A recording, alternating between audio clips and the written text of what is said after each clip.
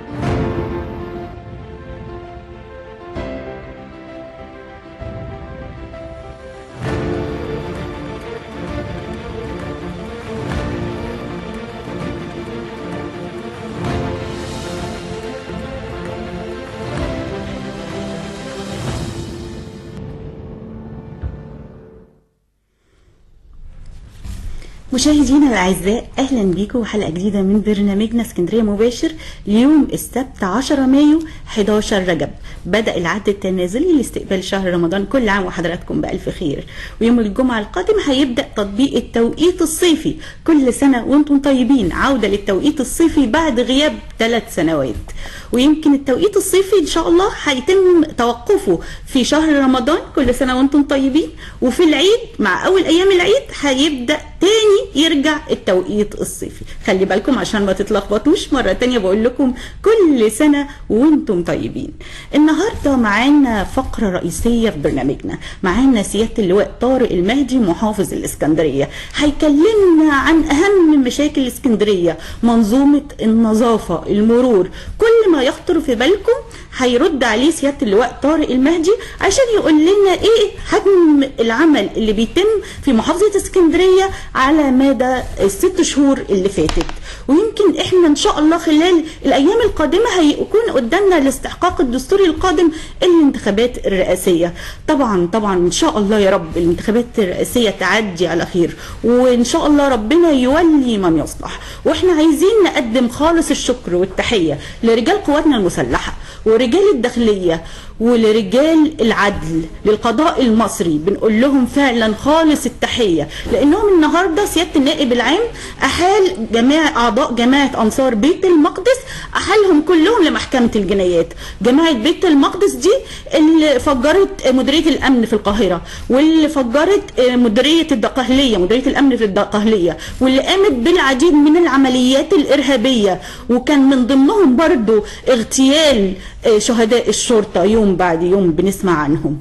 طبعا احنا الحمد لله يوم بعد يوم بنحس ان هيبة الدولة بترجع، يوم بعد يوم بنحس اننا بنتقدم لمصر الجديدة للأمام إن شاء الله. وإن شاء الله الاستحقاق الدستوري القادم الانتخابات الرئاسية، وآخر الشهر ده بإذن الله بإذن 1 أحد هيكون معانا الرئيس القادم مرة تانية، ربنا يولي من يصلح إن شاء الله. معانا اخبار سريعه هنقولها لهم كده بسرعه علشان نستقبل سياده اللواء طارق المهدي محافظ الاسكندريه. اول خبر معانا، القائد العام للقوات المسلحه قادرون على حمايه الانتخابات الرئاسيه وتنفيذ الاستحقاق الثاني من خارطه الطريق ان شاء الله يا رب باذن الله. الخبر الثاني بيقول العدل بتقول للوافدين الحق في التصويت في اللجان القريبة بدلا من مقرهم الأصلي، وده تيسير لكل السادة المواطنين اللي عايزين يدلوا بأصواتهم، اللي هو واجب وطني قبل ما يكون واجب إنساني، هو واجب وطني علشان يتم إن شاء الله انتخاب الرئيس القادم بأغلبية ساحقة إن شاء الله. الخبر القادم بيقول 1000 جنيه قروض للمواطنين لترميم الوحدات السكنية. يمكن المشكلة اللي بتقابل سكان المناطق الشعبية أو عماراتهم محتاجة ترميم إن ما بيكونش فيه سيولة عند السكان. في قرض دلوقتي بيتم منحه للمواطنين لترميم الوحدات السكنية. هذا الخبر أيضا عن اللحوم الأوروبية ب 38 جنيه والبلدية ب 45 في الأسواق. وده شيء جميل جدا ان وزاره التموين بتوفر لنا هذه اللحوم باسعار مخفضه. اخر خبر معانا بيقول القومي لحقوق الانسان يبدا متابعه الانتخابات.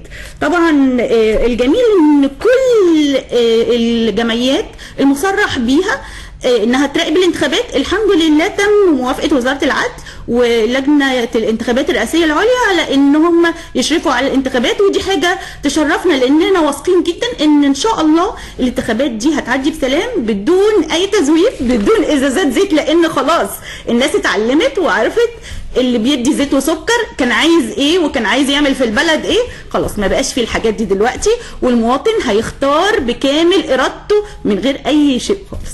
فاصل مشاهدينا الاعزاء ونستقبل سياده اللواء طارق المهدي محافظ الاسكندريه، فعودوا الينا. مشاهدينا الاعزاء اهلا بحضراتكم من جديد. بيسعدنا وبيشرفنا يكون موجود معانا في استوديو الهواء سياده اللواء طارق المهدي محافظ الاسكندريه. اهلا بحضرتك معانا يا فندم. اهلا بيك يا فندم، واهلا باهل اسكندريه واهل مصر كلهم. مشرفنا يا فندم ومنورنا. احنا عندنا يعني حجم اسئله كتير ومشاكل كتير ومش عايزين نطول، عايزين نبدا على طول في الكلام. تمام. هنتكلم عن منظومه المرور والقمامه وكل المشاكل اللي بتواجه المواطن على ارض اسكندريه.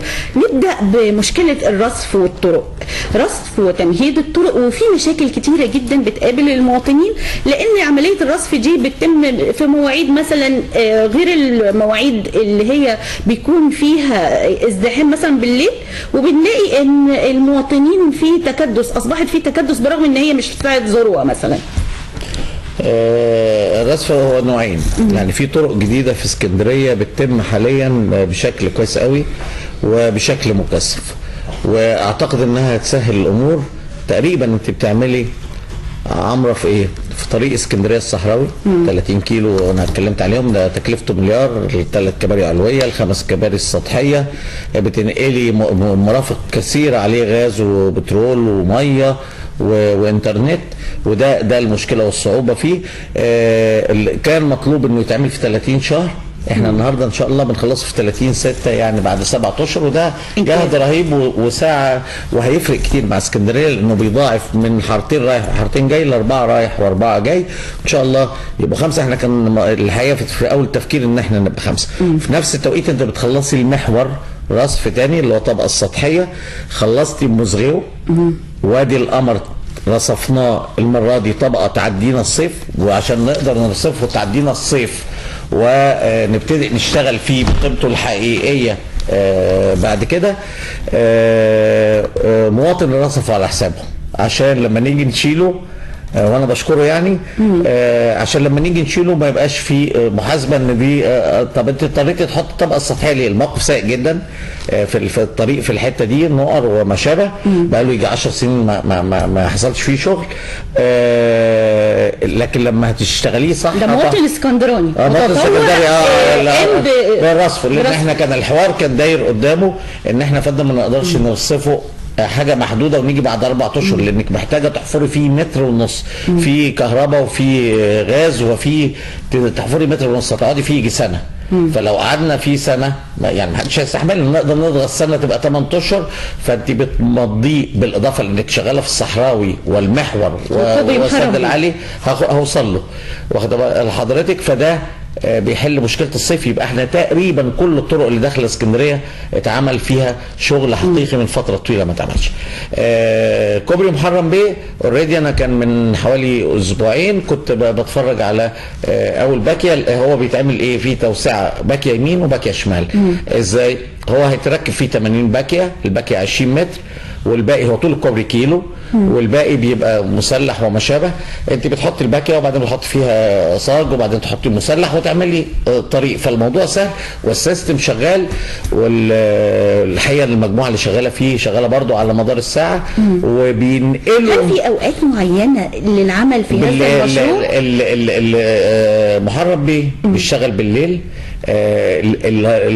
القاهره اسكندريه هو اللي فيه مشكله، لانه بيشتغل 24 ساعه ما تقدريش توقفي. هل في تحويل ساعتها؟ بيبقى في تحويلات، بس انت مدخل اسكندريه صعب لان ما فيش غير المدخل ده، ففي صعوبه للناس، لكن النتيجه اعتقد وبعدين احنا الحمد لله يعني الامور قربت. يعني محرم بيه برضه هيخلص في 30/6 ومعدلاته ماشيه كويس قوي. الحمد لله. توسعه كليوباترا دي هتتاخر شويه لان كان البدايه متاخره، ان يا دوبك ابتدأنا من شهر انك توسعي نفق في كليوباترا. في طريق مهم قوي قوي ومن فتره طويله. نفق في كليوباترا من انه حته من طريق الحريه ولا منين حضرتك؟ من الحريه فاتحه يعني كليوباترا موجود، فتقومي مزوده الاتساع بتاع النفق يعني. في طريق اسمه 218 ده فين؟ لو انت بتعدي قدام الموقف الجديد من محرم بيه، من محرم بعد بيه المرور الناحيه الثانيه اللي هو ناحيه السكه الحديد. ده طريق ما كانش موجود، وكان يعني حصل مقاومه حتى على فعله طبقا اللي قالوه لي لفتره طويله. النهارده احنا بنخلصه، ده هيخرجني مخرج ثاني من محرم بيه. طريق الماكس، ابو الدرداء، طرق كتيره بتتم اللي هو بالمفهوم. يعني الراجل اللي بيعمل الماكس ده قال لي ده مثلا يبقى حلم انه يتعمل وهكذا. في حاجه اسمها ترميمات اللي حضرتك بتحكي عليها، ودي بتتم بالليل الحقيقه، اللي هو تيجي مثلا في منطقه، وده بالمناسبه اي ترميمات اي حد يبعت على الصفحه بتاعتنا ترميمات داخل اسكندريه، احنا بنروح نشوف المكان. اي حد بنبعت نشوف المكان. بتقطعي قطوع، مش بتقفلي الحفره، لا بتقومي قطعه قطوع ورصفه ده في الطريق، وده ممكن تميزيه في اماكن كتير. لكن اي شارع في اسكندريه عنده هذه الحاله، مجرد يبعت على الصفحه بنبعت نعمل اصلاحات، لانها بتدي مردود طيب، انك يعني بتظبطي الطرق ومش تكلفتها مش عاليه قوي. علاج مؤقت مش رصف كامل، لا بتصلحي المطب اللي موجود او الجزء المكسور. واشترينا امبارح بس 4 لودر بيعملوا ايه؟ بيكنسوا، بيغسلوا، بيشيلوا القمامه، بيشيلوا المطبات. يعني تركبي له، وتركيب السكينه بتاعته مثلا 25 ثانيه، يعني بينزل مجرد بيقوم مركب السكينه اللي عايزها. هنجربها في احياء الجمرك والمنتزه والعجمي، وهنشوف نتيجتها ايه. هل ناجحه معانا؟ لو ناجحه من الحاجات الكويسه قوي اللي احنا جايبينها اليومين اللي فاتوا دول. ده شيء رائع جدا. يا ريت يعني باذن الله يتم في اسرع وقت ان شاء الله. ابو قير المعموره احنا بنضخ دلوقتي فلوس عشان نقفل الصرف، بس ما حدش يستولي عليه، لان احنا عاملينه عشان نعمل حاره زياده، وانت رايحه في اتجاه ابو قير. الشوارع المحموديه كمان، طلعت المحموديه كويس انك فكرتيني. طب انت عارف اكتر من المحافظه. لا والله ده يعني من بعد ما عدت. المحموديه 30/6 ده ال 11 كيلو بال 11 كوبري المرحله دي، واحنا طالبين بقيه المراحل، لكن المرحله دي هيتم ردم الترعه وعمل طريق. لا الحقيقه مش ردم الترعه، احنا عمالين نفكر. ليه؟ انت بين حاجتين، انك تسيبي المجرى النهر ده 15 كيلو غير ال 11. لا ال 11 دول مش هنردم، لكن في 15 كيلو قبليهم دول الري ادهم لنا، ما فيهمش ميه. يعني ايه ما فيهمش ميه؟ الميه عشان نقدر نشرب اللي هي بتقف عند سيوف اخرنا كميه شرب. الميه عشان نشرب محتاجين 60 سم. الميه عماله تقل. يعني الراجل قال لي ان في فتره، يعني اليومين اللي فاتوا دول كانت 28 سم مره و30 سم، فاللي بيعدي في ال 15 كيلو ده بالنسبه لنا لوسز، وبالنسبه لنا يعني ملوش استخدام، اهدار. فانا لو عملنا هذا الطريق هنعمله على الوطي، اللي هو كاننا بنجفف. بنفكر بقى نعمله مشات الورد، نعمله ملاعب، نعمله طريق، ولا محور اخر علشان اسكندريه والخنقه. هي محتاجه. فاحنا في طريقه التفكير. لكن انت المحموديه 22 متر يمين و22 متر شمال، جنرالي في مناطق مخنوقه نتيجه لان اتبنى عليها عشوائيات قريبه. في اماكن تقدري زي مدخل وينجد تقدري والمكان اللي هناك يصلح انك تحط فيه باركينج يعني الولاد بتوع الميكروباص وكده، والباعة نفسهم تحطيهم على جنب المكان. في المنطقة اللي عند العوائد تستطيع برضو تحطي الناس في أرض سباهي وتقسميها بالجير وتحطيها. ففي اتجاه الطرق الحقيقة أنا بعتبر ان اللي بيحصل بالاضافه زي ما بقول لحضرتك احنا في 67 طريق ترميمات زي اللي انا بقوله قابله لانها تزيد. انا معايا لسه فلوس ان انا ازودها. الحمد لله، دي حاجه جميله. اول مسؤول يقول على الهوا انا معايا فلوس ممكن لا ارممها. و102 طريق في ده بالاضافه لكل اللي انا قلته، 102 طريق على مستوى القرى والحاجات. طرق موجوده على صفحه الطرق عشان الطريق اسمه مكانه اسمه في انهي حي، كل طريق من 102 موجود. طب الشكوى الرئيسيه على اي طرق سريعه شكوى من اللوادر الثقيله، النقل، المقطورات بتتسبب في كوارث، غير ان هي تقلها وبتكون شايله رمله وبتكون شايله زلط وبتحدف، طبعا مش متغطي الكلام ده كله، وبتحدف كل الكلام ده على العربيات اللي بعد كده. غير كده كمان بتتسبب في حوادث طريق كتيره جدا. يمكن احنا مصر من اكبر الدول في العالم اللي فيها حوادث سيارات. احنا عملنا قرار والحقيقه ممكن يكون يعني الناس تستحملنا شويه، متعب لبعض الناس، اللي هو ان العربيات النقل الثقيله اللي خارجه من المينا بتطلع من 12 بالليل ل 6 الصبح. استحملونا ليه؟ الطرق كلها فيها شغل، يعني المحور كان فيه كل الطرق اللي في اسكندريه الرئيسيه اللي بتخرج فيها شغل. نسيت معلش عشان حاجه مهمه جدا في الطرق، اصلها كتير لدرجه انك تنسي. كوبري 27 هيخلص نهايه السنه دي اللي كان يعتبر حلم. 54 27 ده 33 مليون جنيه، مش رقم كبير. انما 54 والدخيله بيتعملوا، بس ده مشروع هيطول شويه، 610 مليون جنيه. الضخ 60 وشغالين. فانا اقصد انت تقريبا كل الطرق الرئيسيه في اسكندريه بيتعمل لها عمره حقيقيه او اعاده انشاء. كويس. نيجي للعربيات. انا اتفقت مع المينا وكان بس في حوار شغال بيني وبين الغرفه ورجال الاعمال وكده، من 12 ل 6 العربيات الثقيله تمشي عشان يخف لنا شويه طريق عشان نعرف نمشي، لان الامور فيها صعوبه. الفكره في مناطق مثلا يمكن الناس ما تعرفش، انا حتى ما كنتش اعرف قبل ما بقول هذا الموضوع، من البوابه لغايه كارفور ده تبع مرور، مش اسكندريه، ده تبع مرور القاهره، تبع المرور المركزي، يعني حاجه غريبه. فاحيانا بتلاقي في عربيات اللي جايه من البوابه بتتصرف، عربيات التموين كلها بتخش. لكن بشكل عام اعتقد ان احنا مقللين العربيات في توقيتات معينه، هنحاول نوائم انها تبقى في الذروه بس. وتاثيرها الحقيقه انا كنت ماشي على المحور قريب كده يوم السيد وزير الاماراتي، كنت راجع فواحد بيقول لي ده المحور مقفول من ناحيتين، قلت له انا ماشي عليه وواقف بسلم على الناس في الاسفلت وده بيجري وده بيجري. فاحيانا احنا بنكرر كلام ممكن ما نبقاش شايفينه، ممكن في لحظه بصي ما دام المحور واقف يبقى عربيه خشب اتقلبت عليه كده يعني، وانت قافله عينيكي اتفضلي. ده كويس جدا ان حضرتك عارف ان اكيد في عربيه خشب او اي عربيه ثانيه. لا هي عربيه خشب لانها بتفرش لنا الطريق يعني. طب انا هقول لحضرتك على حاجه، هل في طريقه ان هذه العربات تسير مثلا ما تسيرش من البوابه غير مثلا من وقت معين 12 بالليل للساعه 6؟ ما هو ده اللي احنا عاملينه. وكمان يتم الكشف وسحب عينه من دم السائق علشان نعرف اذا كان هو شارب حاجه واخد مخدر ولا لا، علشان يمشي ما يأذيش الناس.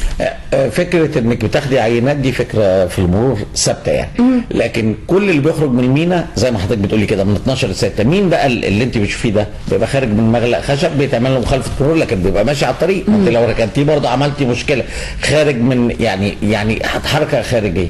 لكن اللي خففها وانا شايف نتيجتها الحقيقه في الشارع المرور. باقي نحاول نسيطر على بتوع الهدد، لكن دول برضه بيشتغلوا بالليل او ما شابه. بالاضافه لان بتوع الهدد احنا بنعمل لهم تقريبا شبكه كاميرات عشان نقفشهم. ازاي؟ فين؟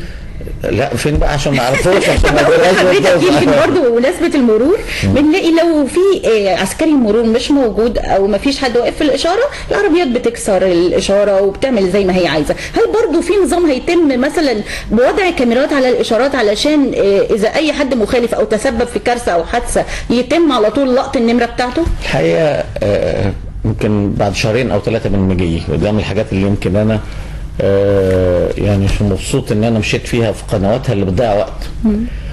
جالي حد كان بيحط على اشاره المرور 6 كاميرات وكان هيكتب عليها اعلان، وكنا بنتكلم في الاعلان شهرين ولا 3، فعشان تعملي كراسه لهذا الكلام خدنا وقت طويل جدا اللي احنا فيه ده. لكن الاسهل عشان كده لما بقول كاميرات هنعمل كاميرات بشكل اخر، لان فكره ايه، لا ده عمل الاعلان، طب الاعلان ياخد فلوس قد ايه، طب الحوار البيروقراطي اللي احنا في اشياء كثيره محتاجين نغيره في الايام القادمه، مش الحوار، لا التشريع اللي يسمح لان اي حد يوقفك في انك تعملي محطه ميه تحليه، محطه كهرباء بالطاقه الشمسيه، محطه ريسايكلينج، في حاجات خدمات عامه تكفي فيها الفيصل ونتفق. بس كان رئيس الوزراء السيد ابراهيم محلب ادى سلطه للمحافظ ان هو يتولى هذه الموضوع بدون رجوع للقاهره، يعني هو قال هيشيل المركزيه ديت وكل محافظ هيشعر باللامركزيه. النوايا طيبه صح في اللي بيقوله ده، وده انا موافق عليه تماما، انما اللي بيحصل ايه لما بتقولي بالامر المباشر؟ يعني ايه بالامر المباشر؟ نيجي بالراحه، لا يعني تجيبي 3 اسعار عشان تقارني بينهم، فلازم هتطرحي برضه هياها.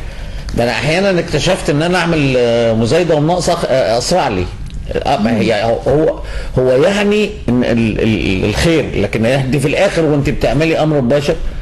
مش امر مباشر يعني اجي اختار منال واقول ده خدي، لا ده انا 3 يقدموا ب3 اسعار مختلفه عشان نشوف مين الاحسن والافضل. يعني هي تقريبا بتاخد نفس الايه الدايره، فبتاخد وقت يعني ما ينفعش.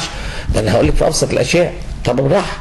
انا كنت قاعد جنب السيده وزيره البيئه وبقول لها ما عندكيش انت شخصيا سلطه ان انا دلوقتي عندي واحد يعمل كهرباء، واحد يعمل اسمده، واحد يعمل بايوديزل وما اعرفش، فاديك الارض، ادي الوزاره الارض فتقوم تعمل عليها المصانع دي.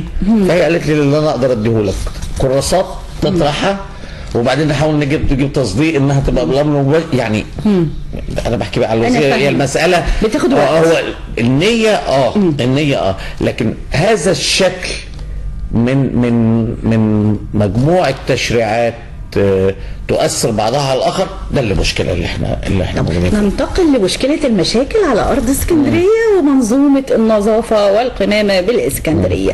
كتير جدا مننا بيعاني من القمامه اللي موجوده في الشوارع في اي وقت وفي اي مكان، ومفيش صندوق، حتى الصندوق اتسرق، ما كانش دلوقتي في صناديق في الشوارع، والقمامه كده النباشين بيشيلوا الاكياس وبيفكوها وبيرموها في نهر الطريق. تمام. المشكله الرئيسيه دي حضرتك يعني ابتديت تحل فيها، وهنشوف ان شاء الله في الايام القادمه بوادر للحل ان شاء الله، ونشوف مع بعض الفيديو القادم ونرجع تاني لحضرتك باذن الله.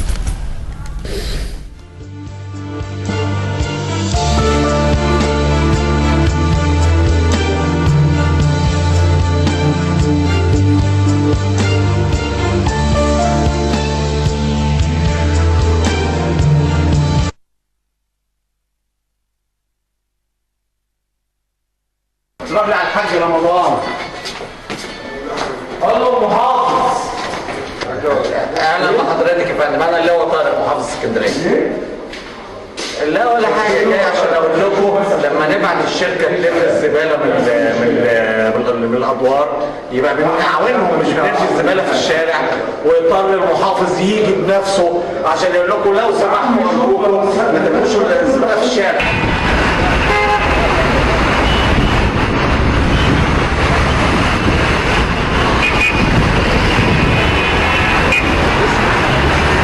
بس محمد بس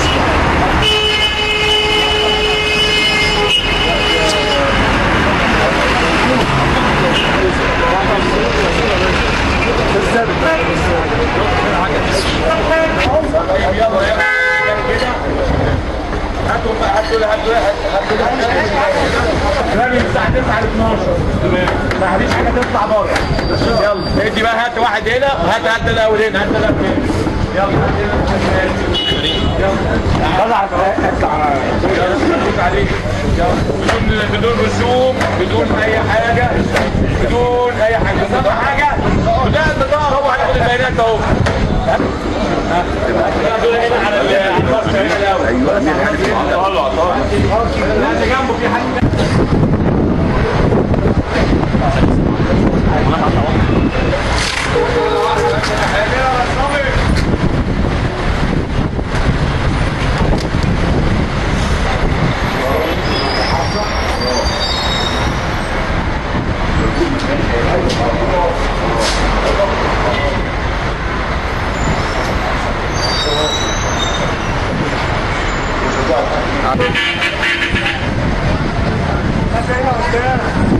كويس. انا طالب منك تنزليها من 9 ل 12. ينفع؟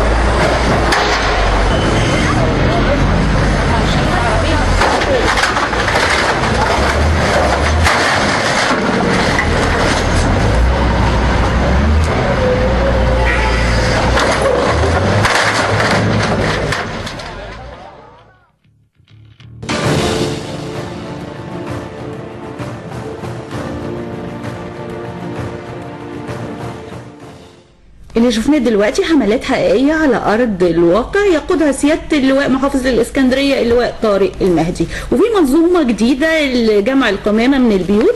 الورقة اهي معايا، والمفروض ان الورقة دي بتكون متعلقة في كل بيت محافظة الإسكندرية، في كل بيت او محل. فقط مطلوب منك عزيزي المشاهد اغلق قيس القمامة جيدا. مواعيد القمامة من 9 مساء حتى 12 منتصف الليل. صندوق القمامة داخل العمارة او المحل مسؤولية اتحاد الملاك او صاحب المحل. اخراج صندوق القمامة وإفراغه مباشرة في السيارة مسؤولية المحافظة وشركة النظافة. نعمل معا ننجح معا، اسكندرية نظيفة. دي المنظومة الجديدة للقمامة اللي يا ريت كلنا نلتزم بيها. يعني كنا الأول بنقول هنفرز الحاجات العضوية والحاجات البلاستيك نحط دي في كيس ودي في كيس، دلوقتي لا، كله مع بعضه في صندوق القمامة اللي المفروض كل حارس عقار استلمه بموجب الرقم القومي بتاعه عشان يكون مسؤوليته تحت بيته تحت العمارة ويجمع فيها القمامة، والمحافظة هتكون مشكورة بانها تلم هذه القمامة. يا ريت المنظومة دي كلنا نساعد في انجاحها. صح. انا بس هعلق على الفيلم اللي الناس ما خدتش بالها منه. اول صورة في الفيلم دي كانت يوم الجمعة امبارح. احنا في منطقة عاملين فيها بالاضافة في 3-4 مناطق عاملين فيها جمع سكني، يعني بناخد من فوق. طب ايه خليني في الجمع السكني. فقالوا لي ان العمارة اللي انا دخلتها دي رافضة تدي القمامة، ده احنا هناخدها منها ببلاش العربية، ده عايز يرميها في الشارع. ليه؟ بيقول لك اصل انا خايف من النباشين. الله، يعني انت بترمي عشان ينبش. فانا بكلم رئيس اتحاد الملاك في المكالمه دي، بقول له انا المحافظ، انا اللي هو فلان المحافظ، بقول لك والنبي بدينا الزباله ده. انا بحكي وصلنا لايه يعني استاذ. وبعدين اديته التليفون، وهقول لحضرتك عباره ثانيه، واديته التليفون لمين؟ رئيس شركه نهضه مصر اللي هي بتشيل الزباله. قلت له معاك رئيس الشركه عشان يتفق معاك على التوقيت. قبليها كنت في عماره السرايا بالاسم، يعني لان العماره بتلم الحاجه نظيفه، انما بتديها للمقاول. لو رماها في الشارع اللي وراه حقق غرضه، لو رماها في الشارع اللي وراه وقال للنباشين تعالوا انبشوا هنا حقق غرضه. يبقى لازم الشركه تاخدها ببلاش من هذا النموذج، لان هم اللي جمعوا. الشركه امتى بتاخد فلوس؟ لما هي تطلع الشقه. لكن لو ما طلعتش الشقه، انا العربيه مفترض انها بالنسبه له ميزه، ان بدل ما الحاجه نزلت الشارع، هي الحاجه لو نزلت الشارع هتتنبش. النموذج اللي احنا بنوريه ان احنا بنكسر عربيات، بنقبض على او بنمسك الدواب اللي معاهم، ان احنا بنبعتها الجنينه، ان احنا بناخد حتى المنتج بتاعهم، كل ده بيتم. مش بيتم بقى باللي هو طارق، بيتم باللي هو طارق والسكرتير العام والسكرتير المساعد ورؤساء الاحياء جميعا ومساعديهم داخل الاحياء عشان نحقق. ابتدت تطبق من امتى؟ لحد دلوقتي بنشوف اكياس القمامه في الشارع. لا طب انا هقول لك، وانا جاي لك دلوقتي الشارع زي الفل، والكونتينر الكبير ده نموذج تاني. هقول بقى النماذج كلها اللي نفذنا. الكونتينر الكبير موجود على مسافه خطوتين، وشاب ده انا هرجع ادور عليه في انهي محل، راجع ادور عليه، بيرمي كيس كده على مسافه من الكونتينر ده 30 40 متر. خلاص بقت نقطه جمع قمامه. واحد تاني هيجي يرمي جنب الكيس كيس، والتالت جنب كيس. طب احنا بنعمل ايه في الحكايه دي برضه؟ جايبين يعني معينين ناس مؤقت ماسك صندوق، لو خدت بالك بيكنس ويحط الحاجات اللي شبه الناس اللي هي مش راضيه تراعي المنظومه، عشان يحطها في الايه؟ الكونتينر الكبير. الكونتينر الكبير بنقول للنباشين ايه؟ انبش جوه. يعني مش مهم انك تنبش، بس المهم انبش ايه؟ جوه الكونتينر. ما تبهدلش الشارع، ما تبهدلش الشارع. ومعينين واحد عشان يشيل اللي مرمي جنبها يحطها في الكونتينر. طب خليني بقى ابتدئ من الاول. احنا بنعمل ايه؟ الاصل في الموضوع عشان القصه تبقى واضحه، الجمع السكني من فوق، بتاخدي بالشقه من فوق. طب الى ان نتحقق هذا زي النموذج مين ده، اللي هيجمعها من الشقق حضرتك؟ في اكتر من اتجاه. الاتجاه الاولاني اللي انا ابتدأته خالص ساعه ما قلت الفصل وجمعيات الاهليه ومراكز الشباب، الحقيقه ما نجحش النجاح الكافي.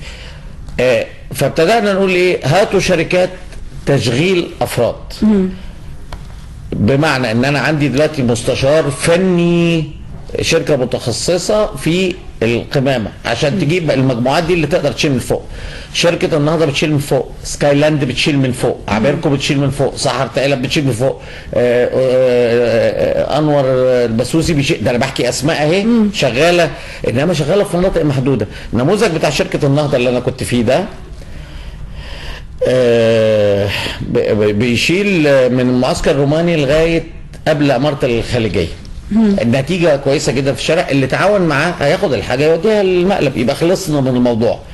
طب ده النموذج المثالي ان انا اجيب من فوق. طب المحافظ هيستنى لغايه ما النموذج المثالي ده يتعمل؟ لا، جبنا لكل عماره او محل صندوق احنا اللي بنديه له، وسلمتوه للحارس. وسلمناه، قلنا له اربط الكيس قوي مش هيطلع له ريحه، حطها في الصندوق، بس سيب الصندوق جوه المحل او جوه العماره. لما تيجي العربيه هتقف في المنطقه دي اللي هي كانت هتقف العربيات فين؟ في مناطق هتلاقي الناس بتطلع بيسموها من الدواخل لبره يرموا الزباله، هتقف عندها وهتصفر عشان انت حضرتك تحطي فيها الحاجه. طيب كميات القمامه اللي ايه اللي راكبها في يوم؟ كان في قصور في الامداد عشان الناس اللي متهيألها ان فلوس الكهرباء المغطيه، لا ده فلوس وزاره الماليه المغطيه.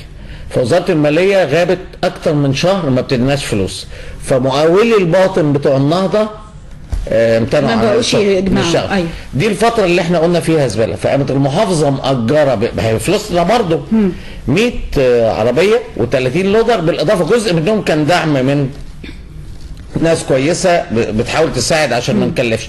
وابتدأنا نشيل الكميات الكبيره اللي كانت باينه في الصوره بشكل مكثف جدا. الكلام ده كان في الترعه المحموديه في الترعه المدفونه، في شارع 45 وشارع 45 و30 والمحموديه. احنا امبارح كنا في 45 و30 وجمال عبد الناصر لغايه والمحرم بيه لغايه 7:30 كلنا.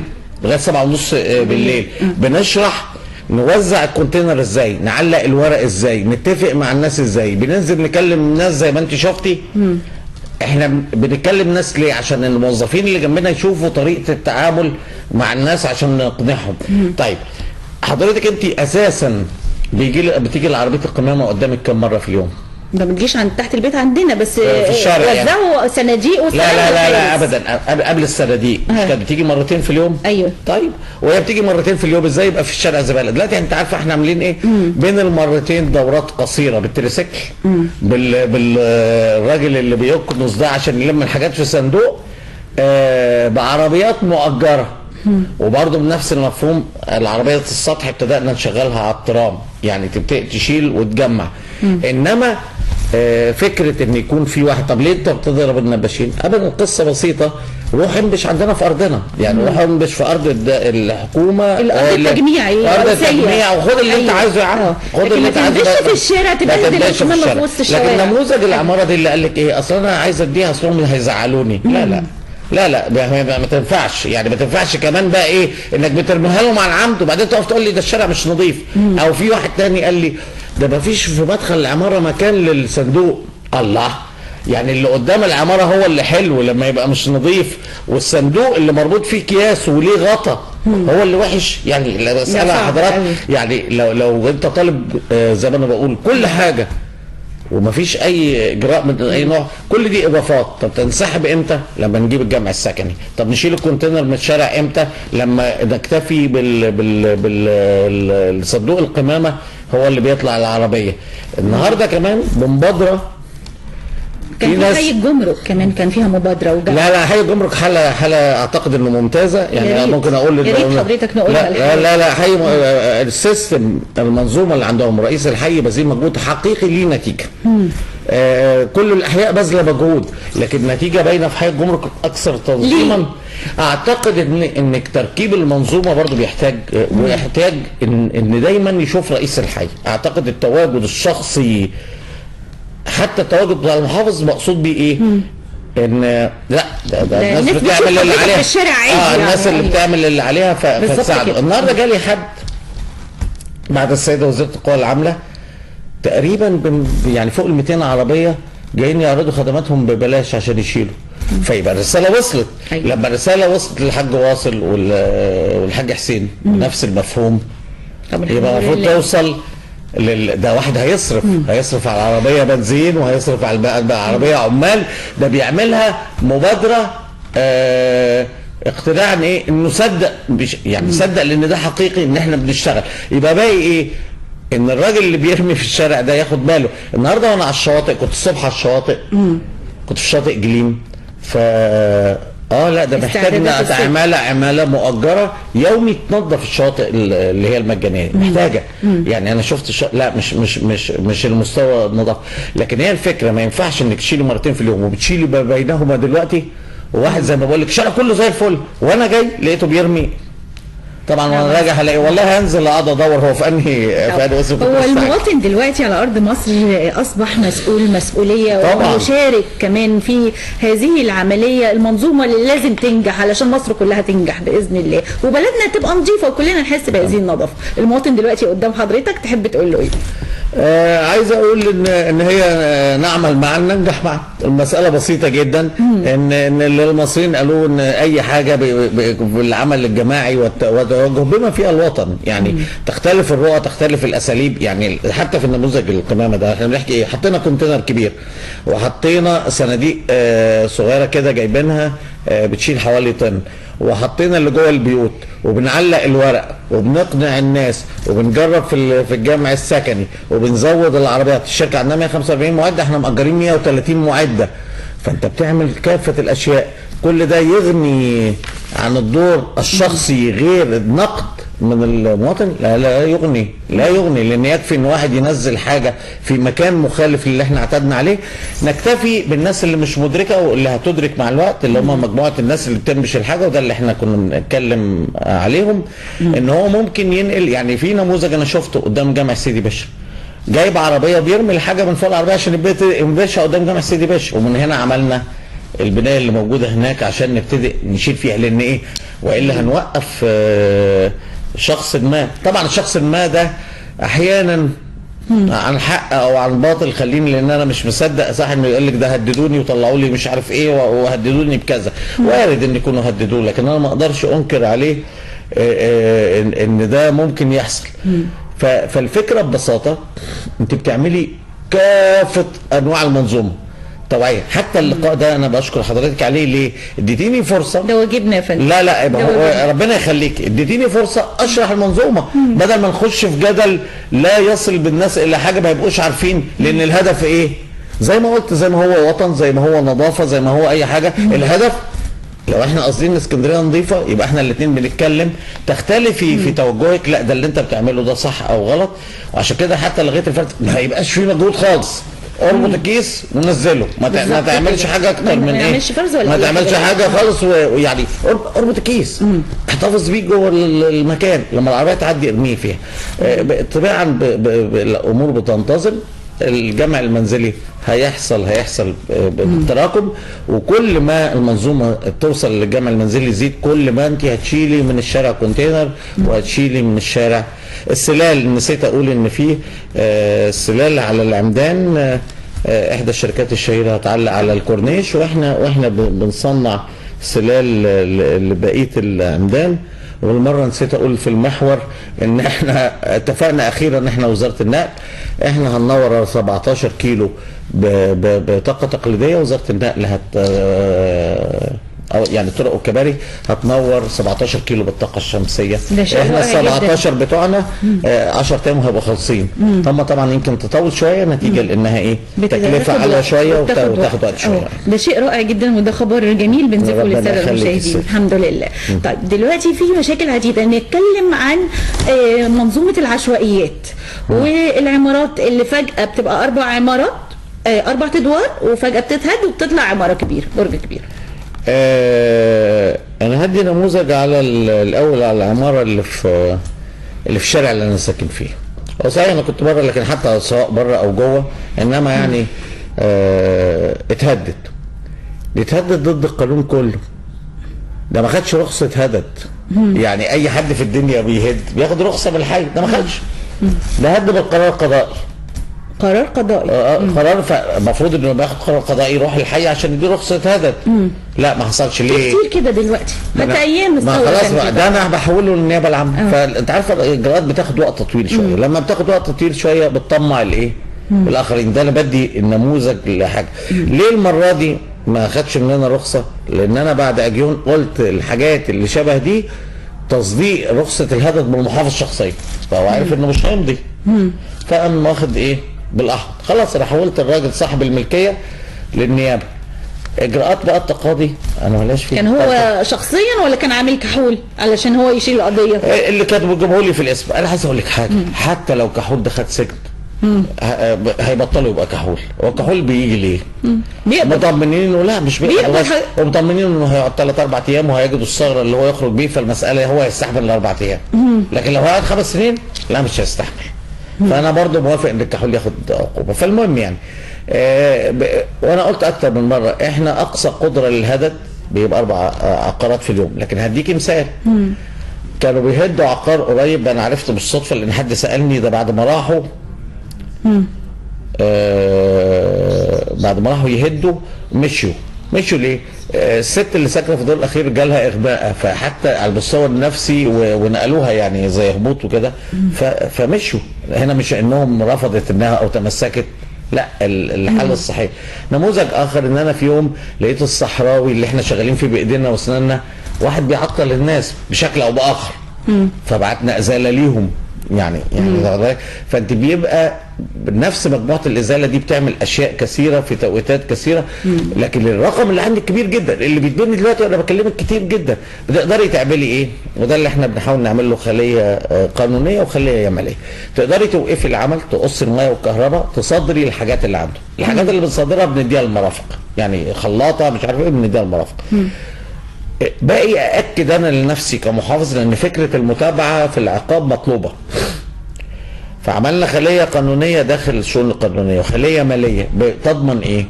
تضمن ان حضرتك لما بتعمل عليك مخالفه ماليه تدفعيها، يبقى الشؤون الماليه تقول لي انها اتدفعت مش اتدفنت. خليني واضح. والقانون يقول ان حضرتك لما كسرتي هذا الحظر رحتي للنيابه، بحيث ان انا ابقى ضامن ان من اخطا اخذ العقاب. اخذ عقاب. ممكن يبقى ده جزء من المشكله، ان احنا طول الوقت بتكلم على انه الناس بتعمل مخالفات، ولكن متابعه يعني جلب الفلوس او متابعه ان الراجل راح للنيابه ليست كافيه، فانت نشأ لها حاجه بالاضافه لانك عامله، هم بيدرسوا دلوقتي في المصريه للاتصالات منظومه كده بالتليفونات، بحيث انك تخشي تقولي على تحديدا بلاغ انت كمواطن باشغالات الطريق، عشان ايه كل يوم تقولي البلاغ. انا النهارده لو عملت مخالفه اشغالات طريق وطلع كلها في الاخر 200 جنيه هتدفعيها مره وعلى ما يجولي تاني. لكن لما كل يوم تقولي ده انت ما شلتش اشغال الطريق، يبقى نفس او العماره اللي بتبني او مع الخليه دي اعتقد ان منظومه المتابعه دي هتحكم السيطره على الاخطاء الانسانيه، والنفس اماره بالسوء. احنا معانا مشاكل كتير عايزين نعرف بس ايه اللي تم فيها. طرحنا لحضرتك التعامل مع مشكله الباعة الجائلين ومشكله الشباب والبطاله واستعدادات الباعة الجائلين بشكل عام. في اماكن احنا بنشيلها دلوقتي، في اماكن هنشيلها بتوع الساعه هندخلهم ال 30 وهم سامعيني سوق ال 30 هضطر اشيلهم. في كوبري الساعه بعد ما يتعمل احنا بنعمل دلوقتي نموذج لشكل كشاك تحت كوبري ابيس، ومحرم بيه الحقيقه لما وقفت تحته بقى في مساحه رهيبه تصنع مول شكله شيك جدا ويبقى فكره جديده، واماكن باركنج فيه لانه كيلو والمسافات عاليه وارتفاعه عالي مناسب جدا انك تعملي فيه مول على هذا المستوى. في اماكن في محطه مصر والمنشيه وده عملنا نموذج احنا طبعا كنا عارفين، كنا عاملين نموذج لكشك 2 في 175 شكله كويس جدا يشيل كويس جدا. ونزلت انا بنفسي انا والسيد مدير مباحث الكهرباء ومدير المباحث والمرافق، احنا كاشخاص مش احنا كقوات، وكنا بالليل حوالي الساعه 1:30 وقلنا للناس ده شكل الكشك اللي احنا هنحاسبكم عليه، بمعنى هسيبكم عليه لغايه ما نبني، لغايه ما نوجد حل، لغايه ما نوجد لكم حل بديل. يعني احنا اهو بنطبق يعني بتدوهم شكل حضاري وعملنا النموذج ده حتى كان بيكلف 1200 جنيه في المحافظه، اللي عايز يعمله او اللي عايز يعمل زيه بخشب باي حاجه بس يبقى ايه نفس شكل البل. طيب الراجل اللي فارش اكتر من كده واللي نازل بحر الطريق خلاص انا قايل لهم كده بشكل واضح يبقى ده محل. طب الناس بتوع المرافق شغالين هنا وشغالين هنا، فانت شايفه المكان اللي هو ايه اللي انت فيه، لكن المكان اللي انت مش فيه فالقادمه في سعد زغلول وهم سامعيني اللي في بحر الطريق اشيل. ده شيء جميل جدا. هم دلوقتي بيقولوا لي ان وقتنا انتهى، بس برضه عايزه اعرف من حضرتك استعدادات الصيف والانتخابات الايام القادمه. الانتخابات اعتقد ان احنا بقينا خبرات كثيره، لكن انا يعني الوافدين كانوا يريحونا وسجلوا اسمائهم كتير، عشان احنا المره اللي فاتت في سموحه كانت مولد لما كنا في لجان الوافدين. لكن مساله التامين والاحتياطات اعتقد ان احنا بقينا شاطرين فيها. اعتقد رغبه اهل اسكندريه في استقرار الحياه واستمرارها وتحركها بيدينا مؤشر طيب. الصيف الطرق اللي انا بقولها لحضرتك دي كلها المفروض هتنجحنا. احنا طرحنا كل الشواطئ للمزايده. احنا اوريدي دلوقتي 4 شواطئ مجانيه، وبيتعرض عليا مذكره ان انا اعمل كمان 4 شواطئ مجانيه، ودول اللي احنا هننظفهم مجانيه. يعني الكرسي بجنيه والشمسيه 3 أو 4 لا 3 لانها قالوا لي 7 جنيه لما يبقى 4 افراد، فده اللي هو ايه لاستهلاك الشمسيه وما شابه. الناس حتى اللي خدت شواطئ احنا محددين سعر 4 و7 هو ده اللي ملتزم بيه. اللي غير كده هنبقى بنعلنه وبنكتبه على لوحات والناس تقدم فيه عشان ما يزودش على الناس، عشان ما يعني حرام علينا كلنا الدنيا صعبه على الكل فمش ناقصه يعني. انت بتحاولي في كافه المناحي تعملي برضو طرح لبعض العربيات اللي هي الصغيره اللي شكلها حلو واللي شكلها حلو عشان الناس تشتغل فيها. طب حضرتك كنت قلت لنا قبل كده عن تطوير قطار ابو قير ورفعه بحيث ان القضبان بتاعته تترفع فوق على كوبري علوي. ده دراسه مع شركه صينيه مع احنا والسيد وزير النقل الشركه الصينيه، عشان هي التكلفه الحقيقه مش غاليه، لكن بتحتاج دراسات. بس هي فكره رائعه على اساس ان هيعمل محور جديد. ست حارات لا حاجه هايله طبعا. وهيتم فعلا تطبيقه ولا لسه؟ لا احنا موافقين على الفكره ده. هي بتتشاف ايه، تنفذ في قد ايه، في انهي توقيت، القطر هيقف فتره قد ايه، لانك هتعمليها مرحليا عشان مره يقف ومره يعني تبقى مراحل. فهي الفكره في الاحتياج لتظبيط المراحل عشان ما تؤثرش بالسلب على امكانيات النقل. في التسعينات كنا في اسكندريه بنحلم بمشروع كبير، كوبري كبير معلق بيوصل من ابو قير لحد راس التين. الكلام ده كنا بنحلم بيه، الكلام ده ممكن يتنفذ ولا لا؟ ممكن يتنفذ. المشكله مش المشكله، الميزه انت بتستخدمي كلمه مشاكل وانا مش موافق، فخليني في الميزه ايه، الناس كتيره بتطرح هذا الموضوع، عندها رغبه، واللي اتقال على الورق بالنسبه لي ان جايكا كانت طرحه على الورق، اقصد الورق اللي هنا مش ورق سياحي كمان كبير قوي، وتقدري تجيبي ثمنه، وانهم كانوا مدين سماح 10 سنين. انما الورق ده كورق رسمي انا شفته، لا انا شفت ايه الفكره اللي بتتقال لحضرتك دي. اعتقد الناس كلها يعني مهديه شويه لغايه ما تشوف تطمن، لكن اعتقد ان بعد انتخابات الرئاسه هيبقى فيه اطمئنان كبير جدا للناس. واعتقد ان فرص الاستثمار لاي حد عايز يعني يكبر، اقصد في العالم، هنا في مصر احنا فرص الاستثمار فوق واعده، وهم مدركين ده. باقي ان احنا نصدق ان احنا اغنياء بالحجر والبشر عشان الامور تكمل. وباقي اني اشكر حضرتك سياده اللواء طارق المهدي محافظ الاسكندريه، شكرا جزيلا لك، وان شاء الله نتقابل مع حضرتك على خير، وتكون جديد من الانجازات تمت فعلا على ارض الواقع باذن الله. اشكر حضرتك فندم، متشكر جدا فندم. كل سنه وحضرتك بالف خير. كل سنه وسيادتك طيبه، واهل اسكندريه واهل مصر كلهم طيبين. ان شاء الله بكره يبقى اكثر اشراقا واكثر حياه واكثر تفاؤل ان شاء الله باذن الله يا رب. مشاهدينا الاعزاء كل الشكر لحضراتكم، ونتقابل على خير في نفس هذا الموعد في الاسبوع القادم باذن الله. لكن ما تنسوش هيكون في الموعد الصيفي الجديد. كل سنه وانتم طيبين.